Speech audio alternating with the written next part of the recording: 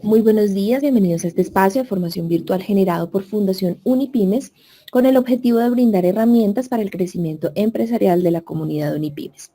Hoy nos convoca la sesión Cómo enfrentar una demanda laboral. Soy Andrea Palacios junto con Juan David Alzate y María Mercedes López les damos la bienvenida. Está con nosotros Eisenhower Gallego. Eisenhower es abogado con especialización y experiencia en legislación tributaria. Cuenta con experiencia a empresas de servicios temporales, cooperativas de trabajo asociado y asociaciones sin ánimo de lucro. La experiencia profesional se ha destacado en la sustentación de procesos en sede gubernativa y judicial en contra de la UGPP relacionados con pagos laborales y consecuente liquidación de aportes al sistema de seguridad social integral y parafiscal. Actualmente, socio laboral y parafiscales. Sescol Tax y Legal Abogados y Consultores S.A. Eisenhower, buenos días, ¿me escuchas? Perfecto, Andrea. Muchas gracias, Eisenhower. Te voy a enviar la invitación para compartir pantalla para que podamos ver la presentación. En este momento ya debe estar llegando a tu pantalla. Perfecto. Y por favor, Eisenhower, no olvidemos activar la videocámara en el botón que está debajo de el verde del micrófono para que podamos verte. Muchas gracias a todas las personas que nos están saludando a través del chat. Es para todos. ¿Listo? A ver, ya tenemos la presentación, no tenemos todavía la cámara. Aquí me parece que ya está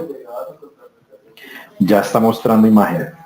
Ok, espérame, listo ya, ahora sí, en este momento, ahora sí ya tenemos cámara y tenemos la presentación. Bienvenido nuevamente, Eisenhower, ya puedes arrancar con la sesión del día de hoy.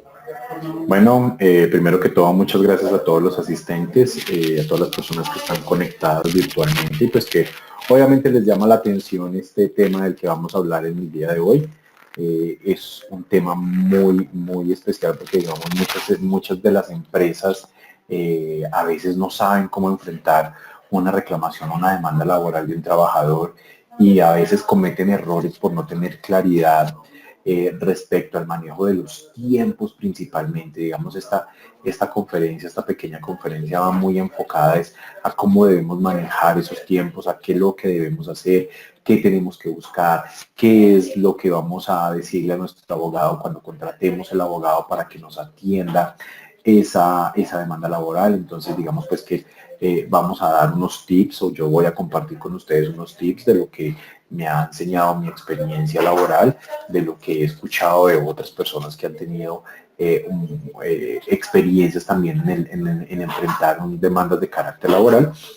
Y la idea es que ustedes cuenten ya al final con unas herramientas para que al momento de que ustedes reciban una reclamación por parte de un trabajador que ha demandado laboralmente a la empresa, pues ustedes tengan todo el criterio y todas las herramientas jurídicas para decir y cómo coordinar y direccionar todos esos procedimientos, esos procesos que uno debe hacer para poder defenderse de una mejor manera. Entonces, la idea de la mecánica de esta conferencia es que vamos a tratar de dar el tema en más o menos aproximadamente en 45 minutos.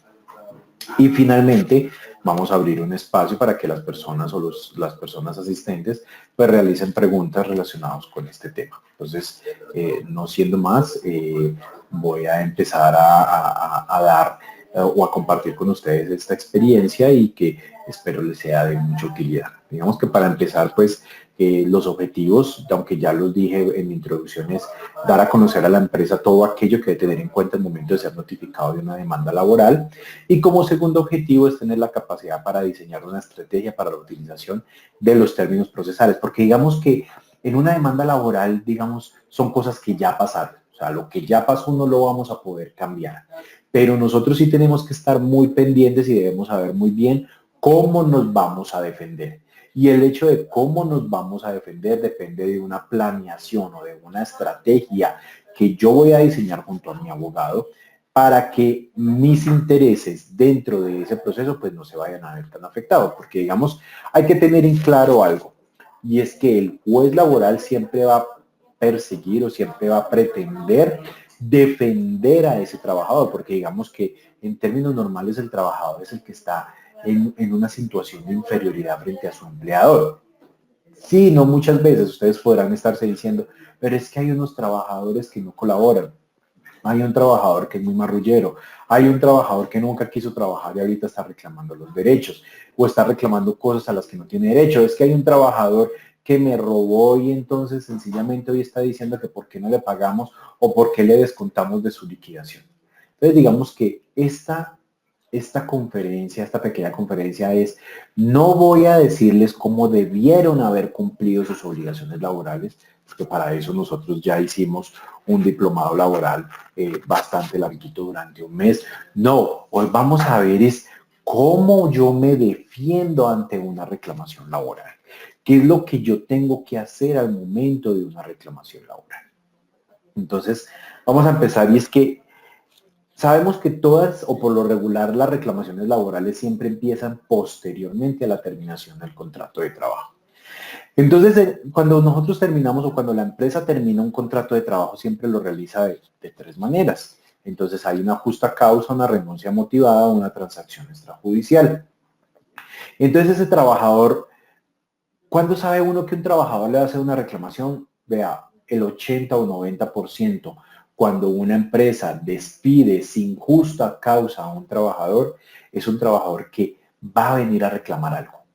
Va a venir a reclamar así sea que su liquidación quedó mal hecha o que su indemnización quedó mal liquidada o que no le pagaron unas horas extras o que trabajó en dominical y que no se lo pagaron. Por cualquier cosa va a reclamar. Que no le entregaron su dotación, que lo acosaron laboralmente. Entonces, todo parte de ahí, todo parte de cómo yo le terminé un contrato a ese trabajador.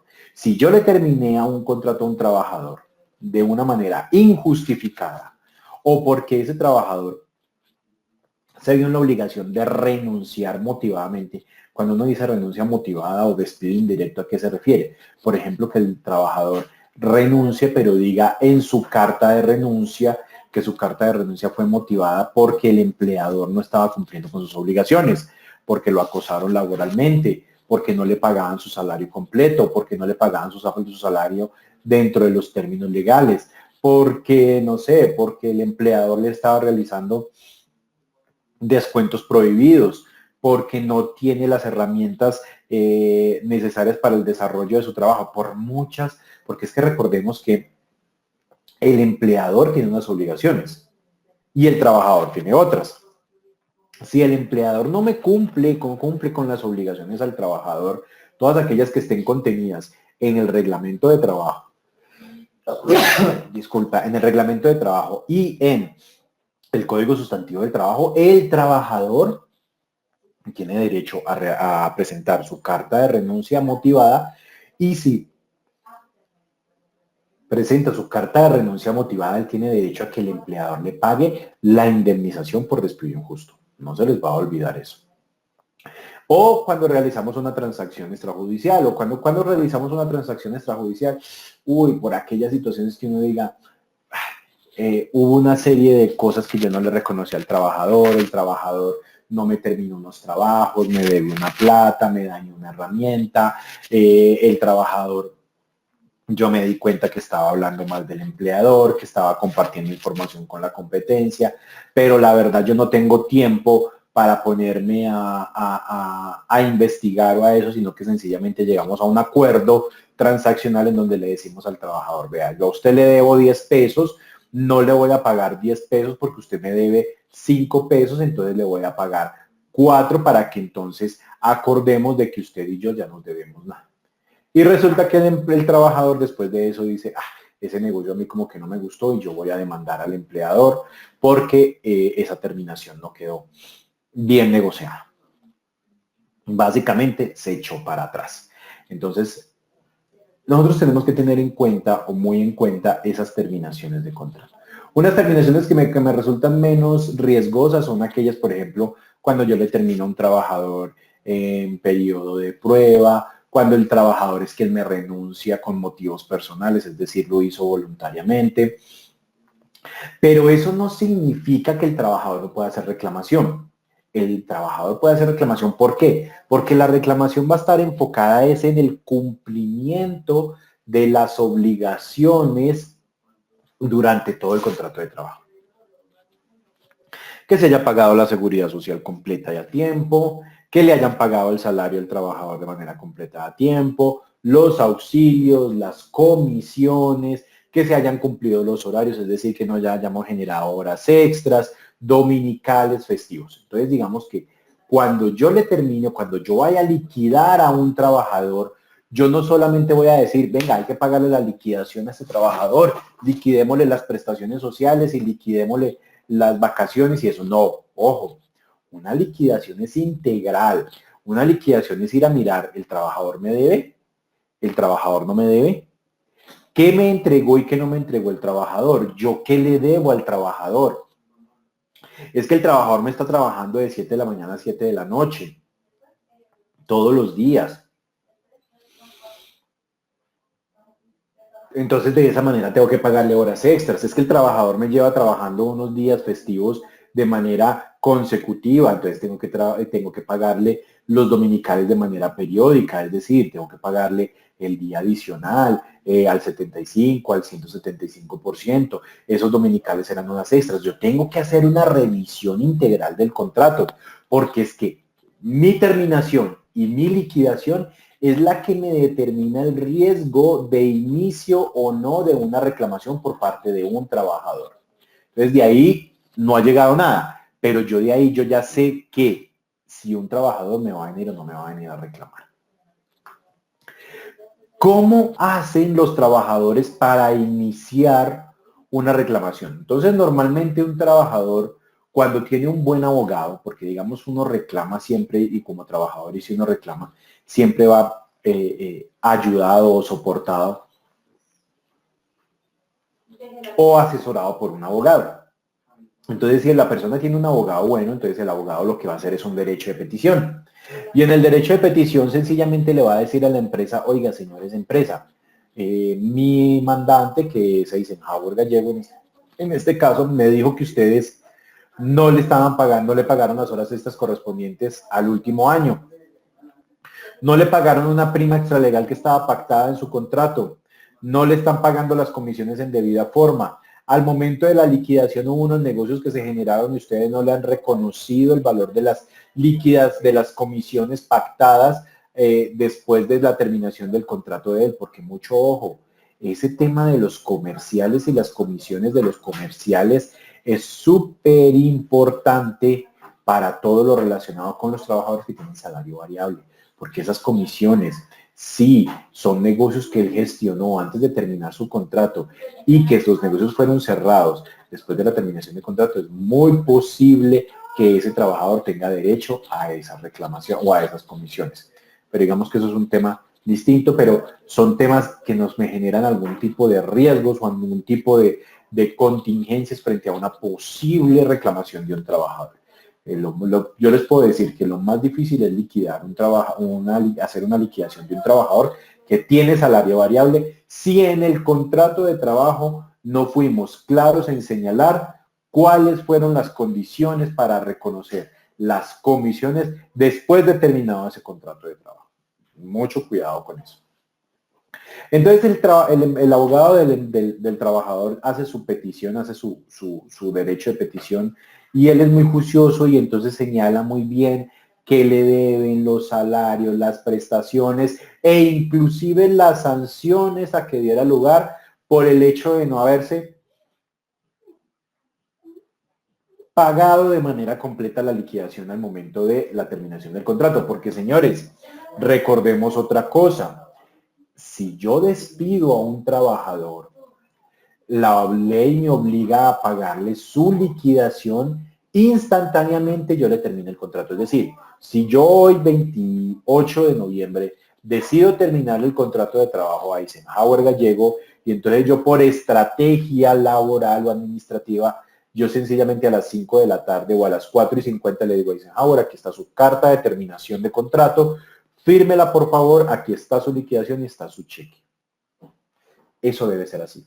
Porque si yo soy así, como he visto muchas empresas que lo hacen, que me terminan el contrato el día de hoy, pero me pagan la liquidación en 15 días, ese simple hecho se está convirtiendo en una situación que es considerada como mala fe del empleador y se me comienza a generar la sanción por mora que corresponde a un día de salario por cada día de mora. Y digamos es la sanción más gravosa que hay en materia de derecho laboral, porque básicamente es, si yo me demoro un mes, pues le voy a deber no solo su liquidación, sino el mes de indemnización.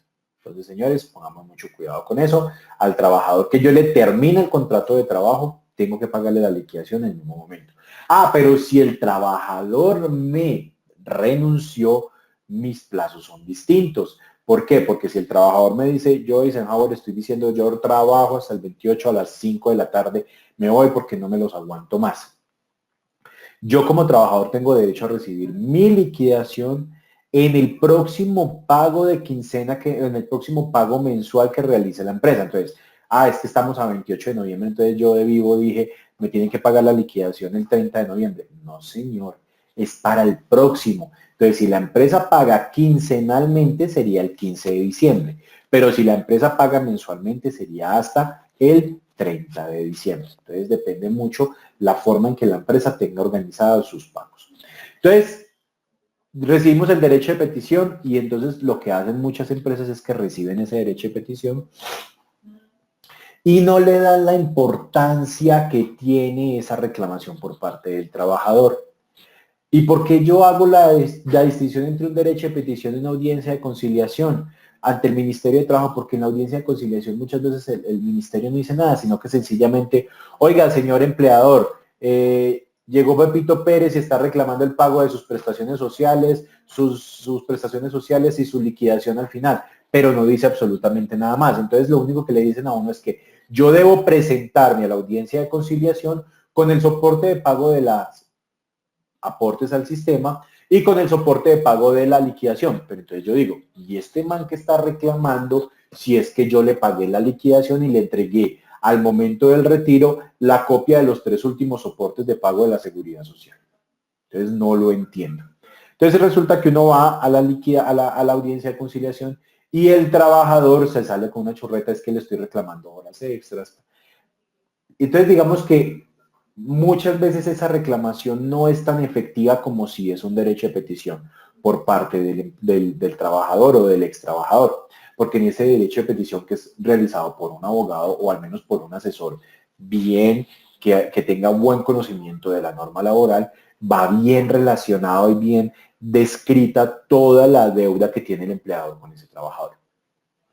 Entonces, al tener esa descripción de manera correcta, pues sencillamente muchas de las empresas no le ponen atención. Entonces yo le dije, a mí me da entonces contestan de esta manera. Atendiendo su solicitud, hemos revisado nuestros registros y encontramos que su liquidación de contrato se encuentra realizada de manera correcta.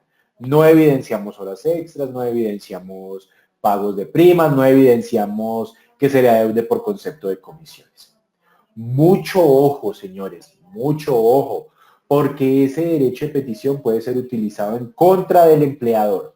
¿Por qué? Porque entonces, como ya se los dije ahora, la sanción por mora en el pago de la liquidación solo se genera si yo como trabajador o como reclamante o como demandante demuestro que mi empleador actuó de mala fe conmigo. ¿Y yo cómo voy a demostrar la mala fe de mi empleador? Pues sencillamente, si yo tuve un buen asesor legal o laboral, pues él me dijo, hagamos un derecho de petición reclamándole absolutamente todo lo que le deben a usted. Y entonces yo qué le voy a decir al juez, señor juez, a mí me da mucha pena, pero es que mi empleador actuó de mala fe. Y él me va a decir, ¿y cómo así que actuó de mala fe? ¿Por qué? Porque yo en tal fecha, en tal momento, le especifiqué al empleador lo que me debía y le di las razones por las cuales me la debía. Y el empleador no me puso atención, porque o no me respondió la petición, uno, o dos, no atendió mis reclamos y sencillamente dijo, no estoy de acuerdo con ellos. Entonces, él sí tenía conocimiento de la deuda o de las razones por las cuales sí me adeudaba ese valor y sencillamente lo omitió realizar.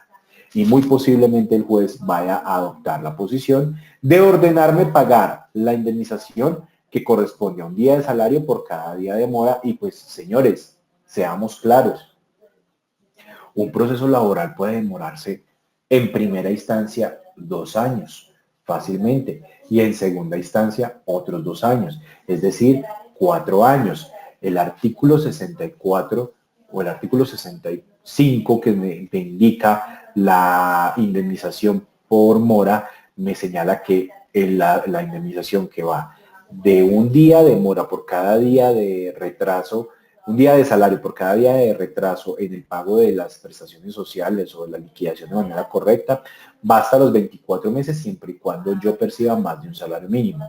Si el trabajador percibe un salario mínimo, esa no para, va hasta la fecha en que se verifique el pago. Pero si yo me gano un poquito más del mínimo, entonces voy hasta los 24 meses y a partir del mes 24 el empleador me deberá reconocer el interés de mora vigente, la máxima tasa de mora vigente, que es la tasa de usura, que es el 1,5 veces el interés corriente bancario. Señores, es gravísimo, es súper gravoso y es que uno cuando va a los procesos laborales es lo que más evita que se genere, porque si tengo una persona de un salario de 2, de 3, de 4 millones de pesos, pues sencillamente multiplique 4 por 24, o sea, es un curvo de plata y si adicionalmente después de esos 24 voy a tener que pagar un interés de mora a la máxima tasa de usura, pues digamos que no es negocio para nadie. ¿Cuál es el negocio? Pues sencillamente pagarle al trabajador lo que le corresponde, pagarle al trabajador a lo que tiene derecho, no dejar al trabajador sin el pago de sus prestaciones sociales o de sus salarios o de sus horas extras o alguna cosa así por el estilo que se le deba al trabajador. Ese derecho de petición tiene 2 finalidades o 2 objetivos claros y el primero, como ya se los dije, es casi que generar una prueba o un indicio de la mala fe del empleador en contra del trabajador. Esa es la primera. Pero la segunda es la consignada en el artículo 489 que ustedes pueden ver ahí en la presentación y es que busca interrumpir la prescripción. Porque recordemos que los trabajadores tienen 3 años contados a partir de la fecha en que pueden reclamar sus derechos o en que, no, tienen 3 años contados a partir de la fecha en que yo como empleador debí pagar esa obligación y no la pagué. Entonces ellos tienen 3 años para reclamar. Entonces, si en esos 3 años el trabajador no me reclama, pues básicamente perdió el derecho a reclamar. Pero si el trabajador inició la reclamación en el mes 24, en el día 29, y me puso un derecho de petición ese día, ahí interrumpe la prescripción. Y va a poder reclamar, me va a poder presentar una demanda laboral a los 15 o 20 días en que yo me demore contestando el derecho de petición. Entonces, señores, esto es muy importante para que ustedes lo tengan en cuenta porque uno siempre como empresario juega con el tema de los riesgos y contingencias. Entonces uno siempre dice, ¿cuánto tienen los trabajadores para reclamar? Ah, es que son 3 años. Pero nunca le dijeron a ese gerente o a ese gerente de recursos humanos que el trabajador había presentado un derecho de petición y que la empresa no se lo había respondido. ¿Y dónde está ese derecho de petición? Por ahí engavetado en la historia laboral. Entonces, cuando vamos a revisar la historia laboral del trabajador, lo primero que nos encontramos es un derecho de petición que interrumpió la prescripción. Entonces, toda la estrategia que quizás habían armado con su abogado diciendo, no, eso está prescrito, ese señor está reclamando cosas del 2011, 12 y 13 y eso está prescrito, aquí no hay nada. Perdieron el proceso, señores, y van a tener que alistar plata para poder conciliar con el trabajador.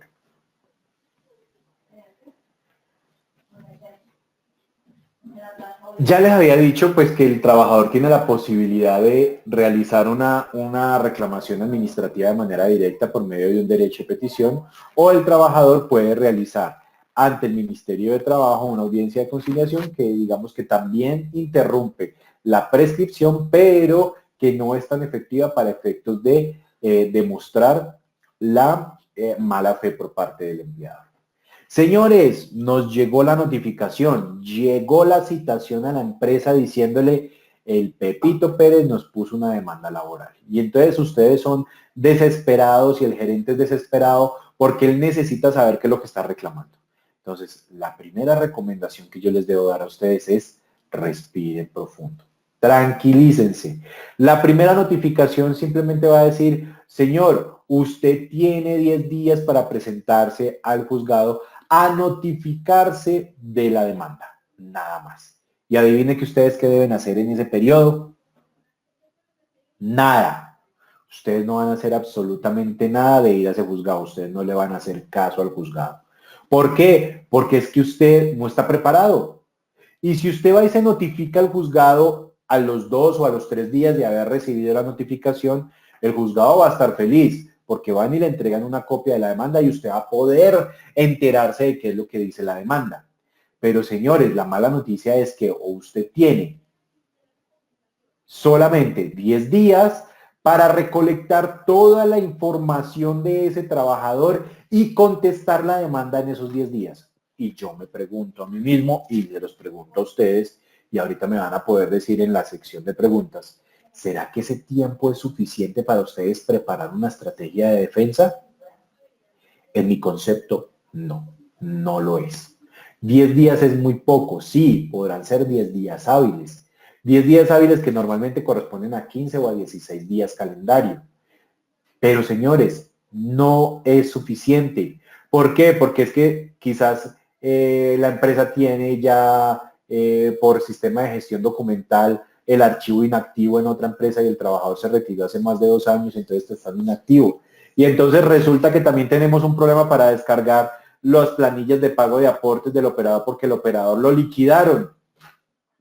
Y entonces, ¿dónde nos conseguimos las planillas? O no tuvimos la precaución de guardar las planillas mes a mes en manera magnética. Resulta que no, el servidor se dañó.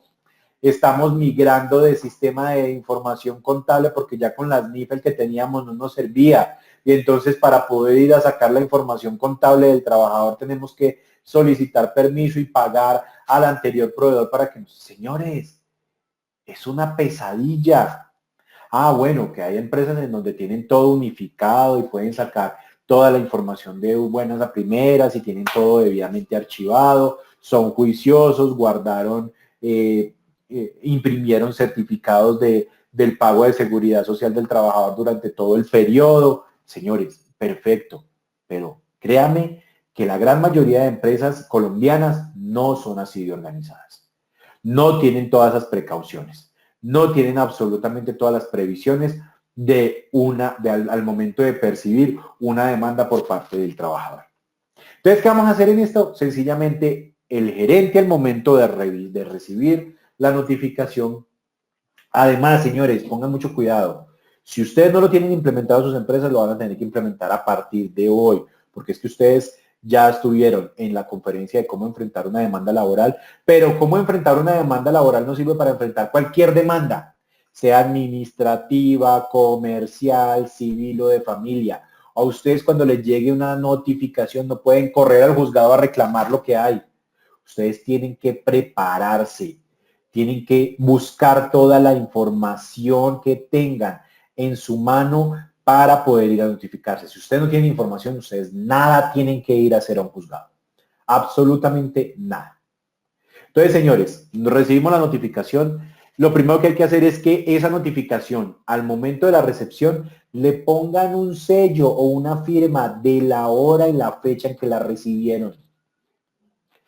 Que correspondencia a sus empresas enseñan siempre a que toda la documentación que les llega debe ser debidamente foleada, contada, registrada, firmada y que se ponga la fecha y la hora de recibido. ¿Por qué? Porque esa es la que me va a empezar a contar los términos a mí que yo voy a tener para notificar ni para contestar la demanda cuando ya vamos a llegar a eso. Entonces, como el primero que se debe dar cuenta de eso es el gerente, pues le llega al gerente. ¿Qué debe hacer el gerente en ese momento? Llamar a la de recursos humanos y al contador y decirles, señores, tienen 10 días hábiles para que me consigan toda la información unificada y en una sola carpeta del trabajador que nos está demandando. ¿Y esa información qué es? Contrato, exámenes de ingreso, exámenes de egreso, exámenes periódicos, Pagos de toda la relación laboral, de toda. Si el señor lleva trabajando 10 años, hay que buscar los aportes de los 10 años. Hay que buscar los pagos de los salarios de los últimos 3 años. No me pida más de 3 años porque la verdad no los voy a necesitar. Pero sí el pago de salarios, prestaciones, cesantías, primas, vacaciones de los últimos 3 años. Pero los aportes sí de todos los años, porque yo no sé el señor que me está reclamando. Yo no sé si el señor me está reclamando que tuve un IBS incorrecto en el pago de la pensión de hace 10 años. Lo puede hacer y no tiene prescripción, señores. Entonces yo, esa información, las historias laborales de los trabajadores, debo guardarlas por toda la vida. Toda la vida. ¿Por qué? Porque las pensiones no tienen prescripción. Si yo tuve un trabajador de 22 años, hace 20 años trabajando, y resulta que se va a pensionar porque ya cumplió los 65, hace 30 años atrás, ya cumple los 62 años para pensionarse, y resulta que en la pensión le dicen, es que su IBS es de un salario mínimo porque es que su empleador de hace 10 años le cotizó sobre un salario mínimo cuando usted estaba ganando 4 millones de pesos, puede venir contra mí, a pesar de que hayan pasado 10 años. Y entonces usted cómo va a demostrar que el trabajador se ganaba un salario mínimo y no se ganaba 4 años con pago de aportes, con los desprendibles de nómina, con la prueba contable. Mucho cuidado con eso, porque hoy las empresas son desesperadas y dicen, no tengo dónde archivar. Listo, perfecto. Elimine archivo físico, pero guarde en servidores, guarde en filminas, haga un proceso de gestión documental que no le ocupe espacio físico, pero sí que le permita reproducir esa información más adelante en 10, en 15 o en 20 años. Señores, por experiencia, durante este mes tengo 2 o 3 clientes en donde Colpensiones les está haciendo auditoría de aportes de hace 20 años atrás. 20. Porque está verificando ingresos, bases de cotización de sus trabajadores de hace 20 años atrás. Entonces, no es mentira lo que les estoy diciendo. Entonces, el gerente llama al de recursos humanos y al contador les dice, tienen 10 días para entregarme esa información. Ellos deben ser muy juiciosos, deben llevar todo fríamente calculado y el gerente adicionalmente debe buscar en ese momento a su abogado y contratar con él la defensa. ¿Por qué? Pues porque ya sencillamente ya coordinó su equipo para que vaya a recolectar toda la información y adicionalmente buscó a su abogado. Pasan los 10 días, el gerente ya tiene la información, ya tiene la notificación que le dice que tenía 10 días para presentarse y tiene a su abogado. Y entonces el abogado dice, señores, ya estamos listos para ir a notificarnos. Entonces la de recursos humanos le dice, no, aún estamos pendientes, nos falta alguna información, dejen pasar los 10 días. No hay ningún problema que ustedes dejen pasar los 10 días. ¿Qué se debe hacer después? Después de la citación para la notificación personal, la ley procesal laboral señala que debe hacerse una notificación por aviso. Y resulta que la notificación por aviso trae un segundo aviso de citación, es decirle, señor, tiene 10 días para que se presente a notificarse de la demanda laboral. Pero esa notificación por aviso trae algo mejor, y es que trae la copia de la demanda. No trae la copia de las pruebas, pero sí trae la copia de la demanda. Entonces, señores, el abogado tiene 10 días más para que empiecen a pensar cuál va a ser la estrategia para contestar esa demanda. Y entonces ahí es donde ya uno se puede poner a decir, ¿qué es lo que está reclamando el trabajador? ¿Está reclamando horas extras? ¿Está reclamando dominicales? ¿Está reclamando dotación? ¿Está reclamando una indemnización por un accidente laboral? ¿Son sus familiares los que están reclamando que les paguen la indemnización del artículo 216 por una muerte del empleador? Señores, hay que ser muy inteligentes al momento de enfrentar una demanda laboral. Esa notificación por aviso ya llega con la demanda Y ahí el abogado se debe sentar con el gerente, con la de recursos humanos y con el contador y decir, bueno, señores, necesitamos testigos. ¿Quiénes son nuestros testigos? Y entrevistar los testigos en ese plazo del tiempo o en ese periodo de tiempo de los 10 días de la notificación por aviso. Listo, que tenemos testigos, que tenemos pruebas. Ay, que mire que el contrato no dijo esto y sí dijo esto y está reclamando. Está claro, sí, señores. El abogado ya va a poder decir ahí, señores, este proceso muy posiblemente no lo ganemos o este proceso lo vamos a negar o vamos a ganar. Si él dice no lo vamos a ganar, entonces diga, ¿cuánto nos vale este proceso? Ah, que nos vale tanta plata, listo, vamos a hacer una propuesta de negociación en la primera audiencia de conciliación. Pero entonces ya la empresa va a tener mucho más tiempo para decir, vamos a recaudar la plata, vamos a mirar qué vamos a hacer, porque si nos equivocamos, no nos dimos cuenta. Pero señores, ya si por ejemplo, el abogado le dice a los 10 días, venga, me voy a ir a notificar, usted le va a decir, no señor, aquí no se notifica. Vamos a esperar a que nos llegue la notificación por aviso porque a mí me interesa conocer la demanda de primera mano. Y no me interesa irme a ciegas a decir que solo tengo 10 días para contestar cuando puedo tener 20 o más. Señores, como se los acabo de decir, de manera previa a la notificación hay que recolectar toda la información, contratos, sanciones, pagos realizados al sistema de seguridad social. Es muy importante el contrato y la carta de terminación de contrato o la aceptación de la renuncia. Por favor, acostúmbrese siempre a que hay una renuncia de un trabajador, que haya una aceptación de renuncia. Si ustedes no la tienen, va a ser muy difícil demostrarle al juez de que esa relación laboral terminó. Porque esa es la que me marca a mí cuándo termina ese contrato laboral. Cuándo termina esa relación para poder saber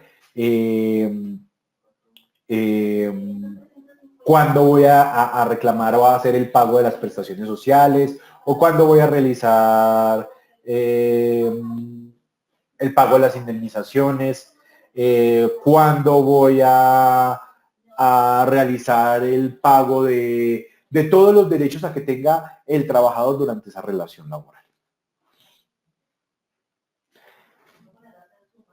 Ya tenemos todas las pruebas, ya tenemos toda la estrategia, ya tenemos absolutamente todos los documentos, los testigos y todo. Pues sencillamente esa contestación de la demanda, no dejen que solo el abogado la haga, porque es que el abogado no conoce cómo funciona su empresa. Es que los que conocen los detalles, las formas de cómo se portaba el trabajador, qué hacía, qué no decía, qué dejaba de hacer, son los mismos trabajadores. Este trabajo es un trabajo de manera conjunta. Es un trabajo de manera conjunta.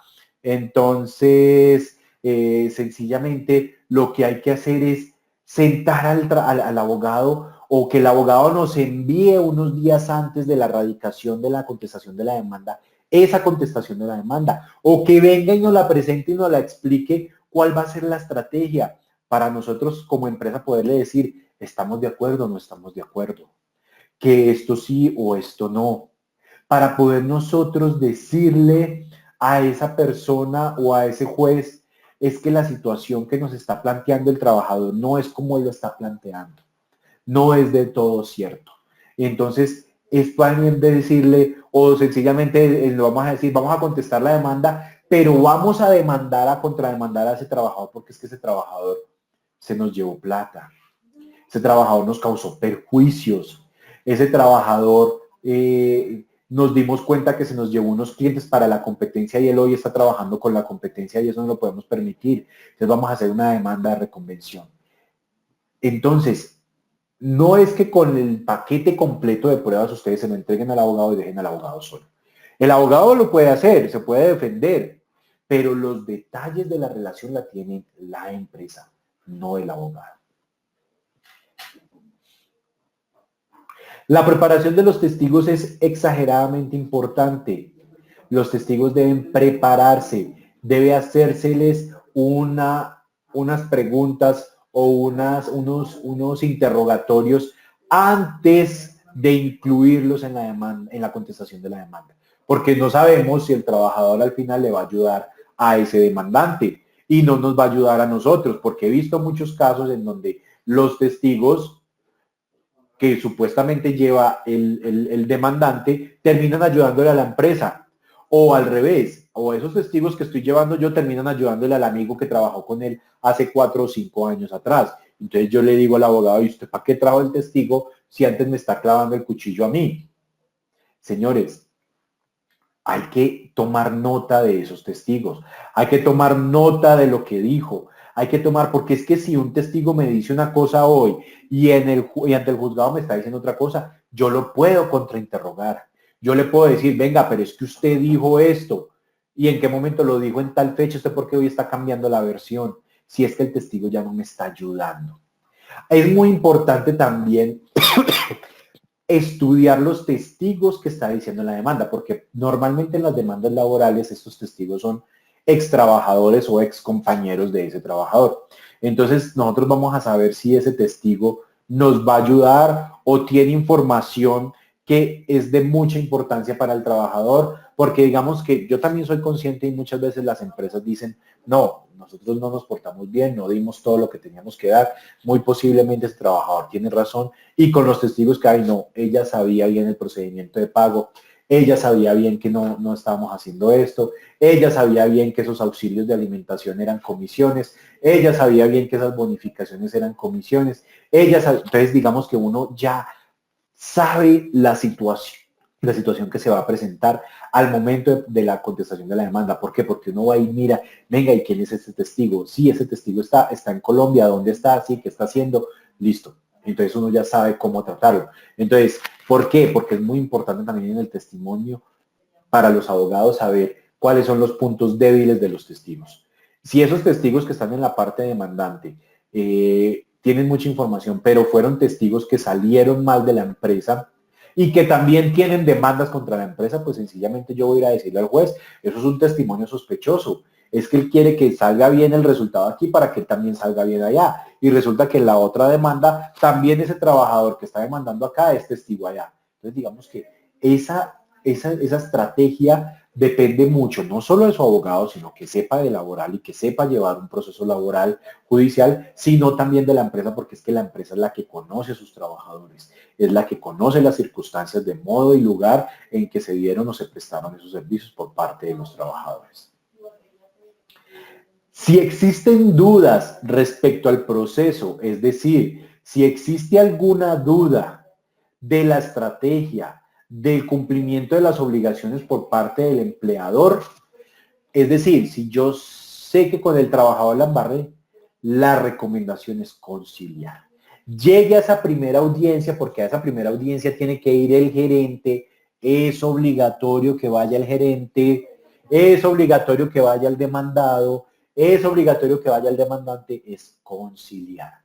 Concilie, porque es que si usted no concilia, ya sabemos, es que usted ahí en esa etapa puede decir, es que el cálculo que nos hizo el abogado es que la indemnización por mora vale 100 millones de pesos y si allá nosotros el trabajador va y me pide 15, pues hermano, firme, concilie, es mucho más barato por usted, no corra el riesgo de que un juez, ya sea en primera, bueno, en primera instancia a veces los jueces son muy juiciosos, pero en segunda instancia los tribunales son, mejor dicho, súper estrictos con las empresas y siempre van a buscar defender mucho más al trabajador.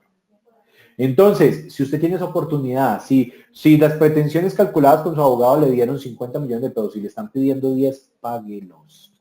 Páguelos. Concilie, diga dónde le firmo, ya, chao, hasta luego. Está negociando por el 20% del total de las obligaciones. No lo dude hacer. Pero si usted está seguro de que usted tiene la razón y con su abogado y con la de recursos humanos y con el de recursos humanos saben que tiene la razón, para adelante, den la pelea. Pero eso sí, con una muy buena estrategia. De aquí en adelante ya es papel del abogado. Ya pasamos, superamos la audiencia de conciliación, no pudimos llegar a un acuerdo, hasta ahí llega la intervención de la empresa. Hasta ahí es donde la empresa puede jugar un papel activo e importante en el proceso o en la demanda laboral. De ahí en adelante depende del abogado. Ya el abogado sabe quiénes son los testigos, ya el abogado sabe cuáles son las preguntas que tiene que hacerle a los testigos, tiene que estar muy pendiente de los testigos de la parte demandante para contrainterrogarlos, el interrogatorio de parte al demandante, al interrogatorio de parte al demandado, cuidar muy bien que le hagan bien las preguntas, alegatos y recurso de apelación. Ya ahí depende de su abogado, ya ahí depende es que su abogado tenga muy buen conocimiento del proceso, que se lo estudie, muy buen seguimiento de las situaciones que se hayan presentado. Señores, esta ha sido la presentación. Espero que haya sido de todo su interés y, Andrea, abrimos la sección de preguntas.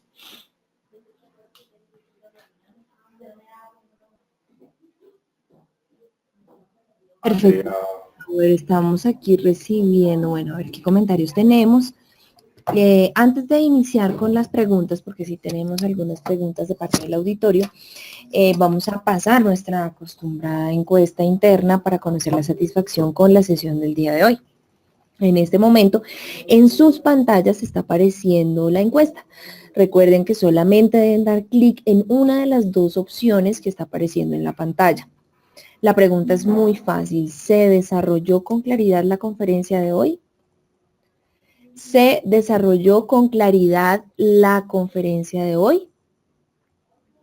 También les recuerdo que para nosotros es muy importante recibir esta calificación de parte de ustedes, ya que es la forma en cómo evaluamos a nuestros conferencistas.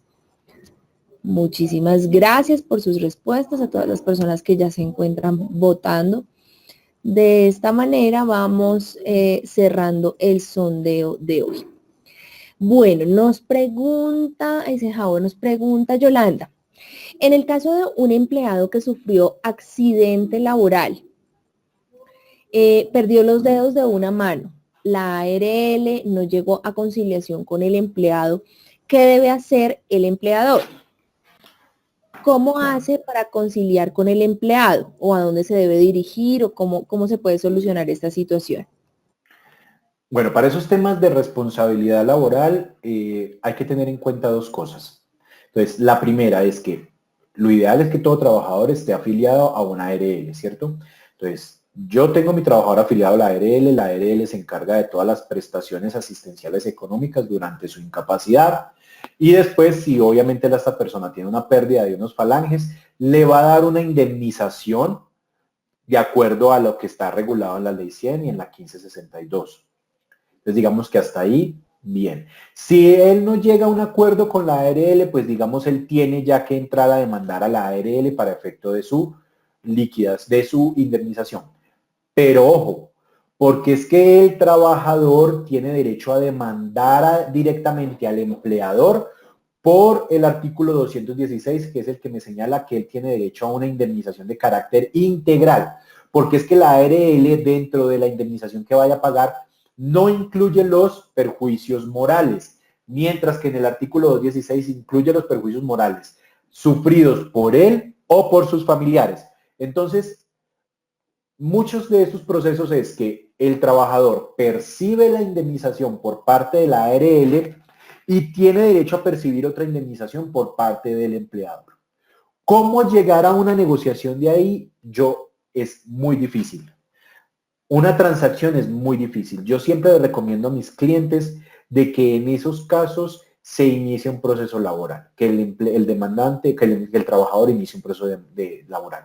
¿Por qué? Porque yo no tengo yo no tengo la capacidad para saber cuáles fueron los perjuicios morales sufridos por un trabajador por la pérdida, no sé, de sus 2, 3, 4 o 5 falanges de su mano derecha o de su mano izquierda.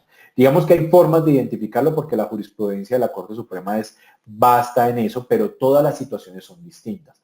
Ahora, si yo logro llegar a un acuerdo con mi trabajador y me parece una suma razonable, no me está pidiendo 100, 200 o 300 millones de pesos, sino que me está pidiendo, no sé, 30 o 40 millones de pesos por la pérdida de sus falanges, porque su pérdida de capacidad laboral alcanzó el 35 o el 40%, pues señores, muy posiblemente sería un buen negocio. Pero para eso yo primero tengo que hacer un cálculo, o contratar, contratar con mi sistema de salud y seguridad del trabajo un profesional o un médico profesional en salud ocupacional a que me diga si ese valor que yo voy a pagar está acorde con la pérdida de capacidad laboral identificada para el trabajador. Pero yo siempre recomiendo que haya un proceso laboral y que el juez nos diga en la primera audiencia, oiga, concilien por esto, concilien por lo otro, o que me digan sentencia, pague eso para yo pagar. Muchísimas gracias. Bueno, nos dice Ingrid, si tengo una persona con un contrato por obra y labor y presenta una enfermedad general sin restricciones, ¿le puedo hacer el retiro? La enfermedad es de origen general. ¿Me repites la pregunta, Andrea, por favor? Claro que sí, dice. Ingrid nos dice, si tengo una persona con un contrato por obra-labor, esa persona nos presenta una enfermedad general, no tiene restricciones. ¿Le puedo hacer, lo puedo retirar, ya que la enfermedad es solo de origen general? Digamos que lo que hay que tener en cuenta es que el fuero de salud nos señala que si yo a esa persona la voy a retirar y por su enfermedad tiene una forma de cumplimiento distinta a sus trabajadores, a sus compañeros de trabajo, es decir, si yo la voy a sacar como consecuencia de su enfermedad, yo tengo que solicitar autorización al ministerio. Pero si yo voy a retirar a esa persona, no sé, por una justa causa o porque ya la labor u obra para la cual la contraté terminó, no tengo ningún problema, pero yo debo cerciorarme de que esa persona no tenga procedimientos médicos pendientes, porque si esa persona me demuestra que tiene procedimientos médicos pendientes, muy posiblemente un juez de tutela vaya a ordenar el reintegro de la misma. Entonces, ¿yo qué voy a hacer? Yo tengo que estar pendiente. Es la señora, ¿qué me ha notificado? Porque yo no le voy a ir a preguntar, oiga, usted tiene citas médicas con especialistas, porque así no las tengan, van y la piden para yo evitar que yo la saque. No, es la señora qué me ha dicho, qué me ha entregado, qué me ha notificado ella de su estado de salud. Y si dentro de esas notificaciones me dice es que en 2 meses conseguí una cita con un especialista, no voy a poder terminar el contrato de trabajo. Gracias, Eisenhower. Nos dice Mónica, si un empleado es despedido sin justa causa y durante el tiempo de contrato se presentó un accidente laboral que como consecuencia dejó movilidad reducida de un brazo, la empresa para el despido no hizo un examen médico de retiro. ¿Cuánto tiempo tendría el empleado para reclamar el despido injusto y a la empresa por no tener en cuenta que no sale en las condiciones óptimas? Bueno, hay que tener en cuenta muchas cosas. Entonces, ¿cuánto tiempo tiene el trabajador para demandar? 3 años. Tiene 3 años. Entonces, con la descripción que me das, el trabajador dice, perdió su movilidad en un brazo. Esa pérdida de movilidad debe estar calificada. Porque si tiene una pérdida de movilidad y tuvo por un accidente de trabajo, muy seguramente la ARL tuvo que haberlo calificado la pérdida de capacidad laboral. No sé, le darían un 30, un 35%. Resulta que con esa pérdida del 30 o 35%, como ya es una pérdida de capacidad laboral grave, para poder yo despedirlo tengo que solicitar autorización al Ministerio de Trabajo. Si yo no la solicito, el juez de tutela me puede ordenar y el juez laboral me puede ordenar el reintegro del trabajador. Y debo además tener en cuenta que si yo voy a despedir a ese trabajador con una pérdida de capacidad laboral del 35%, voy a tener la obligación de pagarle una indemnización correspondiente a 6 meses de salario.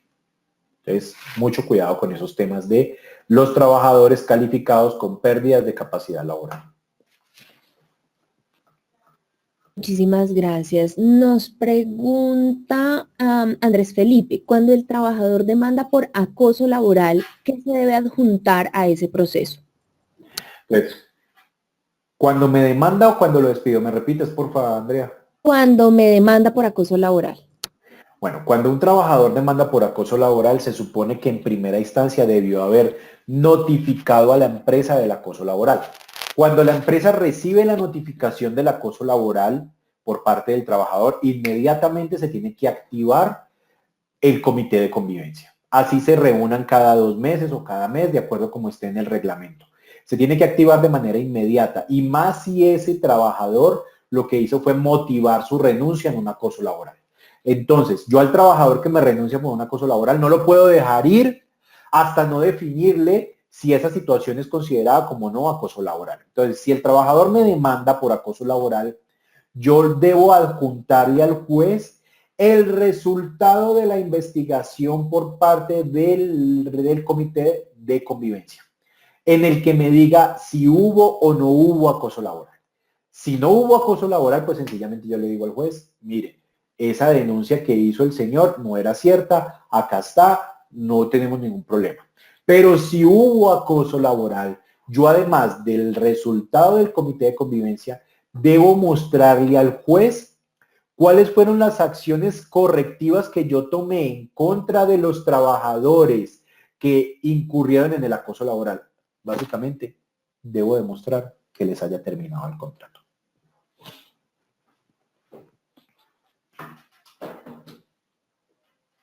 Muchísimas gracias, Eisenhower. Bueno, nos dice Mariluz.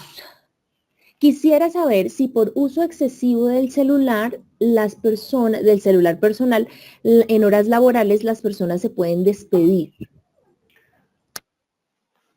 Claro, es que usted contrató un trabajador es para que el trabajador pusiera a disposición del empleador toda su capacidad física e intelectual. Usted no contrató un trabajador para que esté pegado a su celular en horario de trabajo.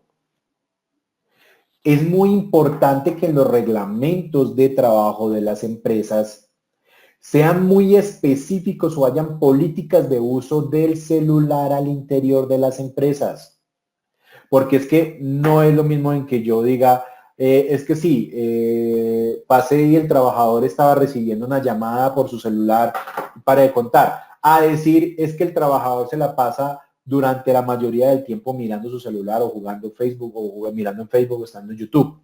Las empresas deben adoptar políticas y dentro de esas políticas indicar si está prohibido el uso, si está permitido, en qué lugares está permitido, qué debe hacer, si puede hablar, si no puede hablar, si el celular es corporativo o no es corporativo, si el celular es personal, puede recibir llamadas del trabajo, si es corporativo puede recibir llamadas personales.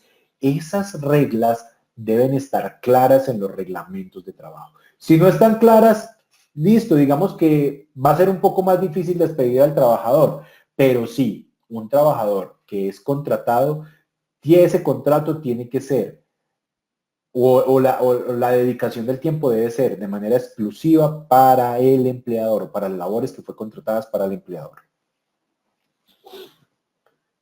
Muchísimas gracias, Eisenhower. Bueno, tenemos varias preguntas, pero infortunadamente por cuestiones de tiempo no vamos a tener el espacio para dar respuestas. Sin embargo, en este momento en sus pantallas está apareciendo consultoría@unipymes. Este correo ustedes podrían hacer llegar sus preguntas en caso de tenerlas para que podamos dar algún tipo de respuesta a esas preguntas. También les recuerdo que tenemos nuestra membresía en seguridad vial y nuestra membresía también en capacitación empresarial. Para todos los que están interesados, que quieren continuar capacitándose, tenemos más de 50 cursos virtuales, solo desde 700,000 pesos más IVA mensual. Entonces, si ustedes quieren obtener mayor información, ahí en pantalla está apareciendo Programación 2018, que está en www.unipymes.com/programación. Ahí está montada la parrilla de todo lo que hemos tenido durante este año 2018, todos los cursos, todos los diplomados, para que ustedes puedan revisar y mirar si están interesados en alguno de esos. Les recuerdo que todos nuestros cursos quedan en formato grabado, así que si están interesados pueden acceder a ellos también en formato grabado. Para esto pueden escribir a ventas@unipymes.com, contactarse con Pilar Anaya al 317-698-4550 o ingresar a www.tiendaempresarial.com. Eisenhower, no sé si quieres decir algo más antes de que cerremos la sesión de hoy? No, muchas gracias a todos por la asistencia y esperamos verlos pronto nuevamente. Muchísimas gracias, Eisenhower, por la sesión de hoy. A todos los participantes también gracias por participar en esta conferencia, creo que muy aplicada y muy de actualidad.